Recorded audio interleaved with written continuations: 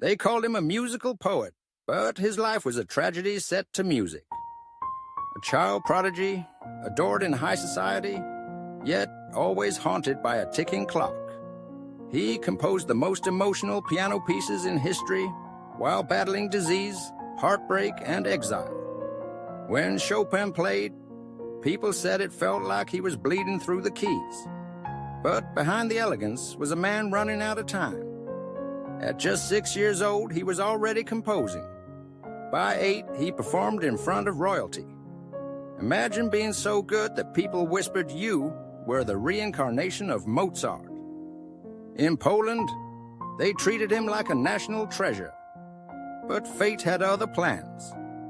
In 1830, war erupted, and Chopin, away in Vienna, was suddenly exiled forever. His homeland was in flames, and he could never return. From that moment on, every note he played carried the weight of a country he could never see again.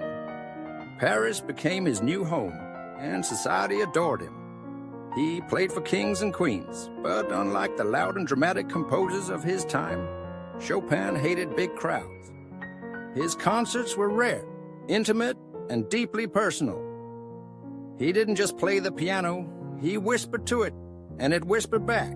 Then came George Sand, not a man, but a woman, a scandalous novelist who wore men's clothes and smoked cigars. She fell for Chopin's delicate genius, and for nearly a decade, they were inseparable. But love is rarely simple. Their relationship was filled with passion, jealousy, and endless drama. As Chopin's health crumbled, so did their love. In the end, she left him, saying, "He will die in my arms or in the arms of another woman." She was right. Chopin spent his final years coughing blood, barely able to stand, yet still composing music that feels like pure emotion carved into sound. His Nocturnes could make stone cry. His Polonaises carried the soul of Poland. And his funeral march? He unknowingly wrote the melody for his own death. At just 39 years old, he took his last breath in Paris. But even then, Poland refused to let him go.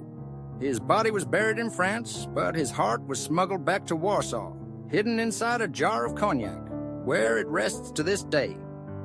He lived, he suffered, and he played like no one before or after him.